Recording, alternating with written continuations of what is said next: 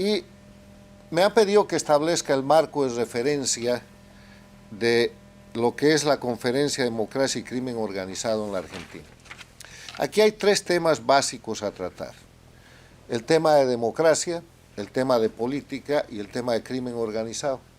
que son tres conceptos muy importantes. La democracia como sistema de representación popular, donde el poder está en el pueblo, que elige por periodos determinados de tiempo mandatarios, que tienen la obligación de rendir cuentas en el marco del Estado de Derecho, que es el cumplimiento de la ley,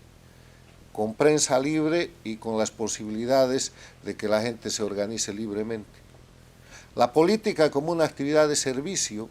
para precisamente operar dentro del sistema democrático, y el crimen organizado, que está definido por la Convención de Palermo de las Naciones Unidas del año 2000, la Convención contra la Delincuencia Organizada Transnacional,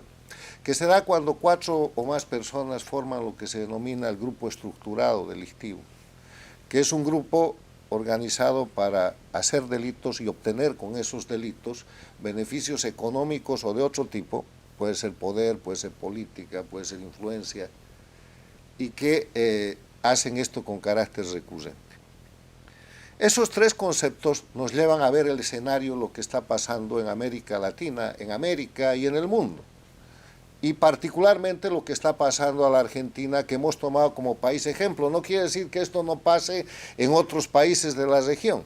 pero a partir de la investigación y del viaje del Comité de Derechos Humanos del Instituto, y a partir de la presencia de importantes trabajos, entre ellos los de Hugo Machiavelli, es que hemos escogido la Argentina para tratar el tema de democracia y crimen organizado.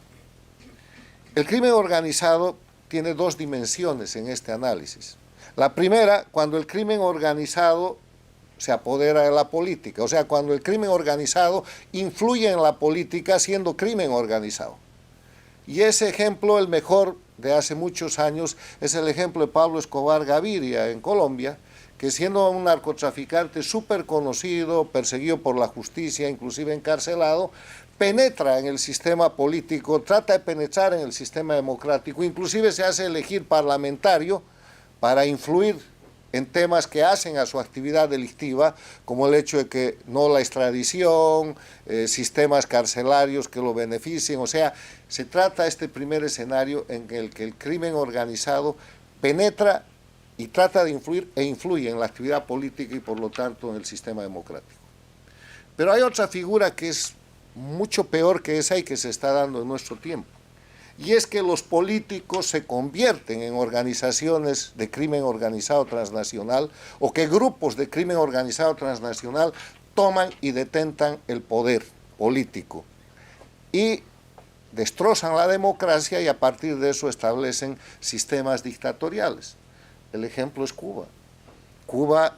no es un proyecto revolucionario, eso es una narrativa falsificada. Cuba no es un proyecto de transformación, es un grupo de delincuentes que está detentando el poder en ese país y que comete todos los días crímenes de todo tipo, que van desde la amenaza, la tortura, la corrupción, la trata de personas, hasta el narcotráfico, porque Cuba es el principal narcoestado de la región y por lo tanto es un grupo estructurado de delincuencia organizada, y es el mejor ejemplo de cómo la delincuencia organizada puede tomar el poder, detentar el poder y permanecer indefinidamente en el poder con fines de impunidad, porque si mañana pierden el poder serán obviamente juzgados y sometidos a la ley. Pero hay más Cubas. Han llevado su modelo y su proyecto de estructura de toma del poder por el crimen organizado a Venezuela. El jefe del cartel de los soles es el dictador reconocido de Venezuela, 15 millones de dólares por su captura por tribunales internacionales, y el cartel de los soles se llama así porque es el grupo de gente del poder, todo el gabinete de la dictadura venezolana, porque los generales venezolanos en sus símbolos de grado utilizan soles en vez de estrellas, por eso se llama el cartel de los soles. En Bolivia, el jefe de los sindicatos de productores de coca o de cocaína ha sido dictador por más de 12 años y después ha repuesto la dictadura y tiene hoy día un dictador en jefe que es el señor Arce Catacora, y él controla como si fuera partido político el movimiento más grande de organización criminal para sembrar coca y producir cocaína, que son las federaciones del trópico, de productores de coca del trópico de Cochabamba. Y está reconocido nacional e internacionalmente, pero se reconoce a esa organización como el partido político más importante, al que llaman MAS, Movimiento al Socialismo, que es una sigla que se compraron de un partido que venía de la derecha para poder darle sentido político a ese grupo criminal. Y en Nicaragua estamos igual. O sea, hoy día vamos a escuchar en este marco de referencia. No vamos a tener una clase magistral o una conferencia extraordinaria sobre lo que es el crimen organizado, sus formas de presentación, sino el crimen organizado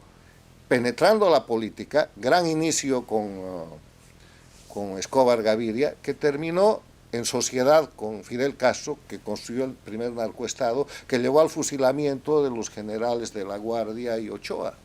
para tratar de tapar la participación en el narcotráfico del propio Fidel Castro. Y vamos a ver si en la Argentina o en algunas provincias de la Argentina, como se ha denunciado reiteradamente por los medios de comunicación argentinos que han escrito artículos como, por ejemplo, el portaaviones del narcotráfico, señalando a la provincia de Santiago del Estero, y otro tipo de investigaciones realizadas por el propio orador de hoy día, si es que tenemos en provincias argentinas que equivalen a estados, al crimen organizado manejando el poder político y perpetuándose por 10, 15, 20 o 30 años. Se han dado muchos nombres, Santiago del Estero, Formosa, Santa Cruz y otros, pero es mejor que un argentino nos plantee eso, y este es el marco de referencia en el que queremos trabajar para avanzar, para después ir a otros países y ver qué es lo que está sucediendo cuando el crimen organizado disfrazado de política destroza la democracia y convierte a los ciudadanos, en vez de personas libres, en vasallos.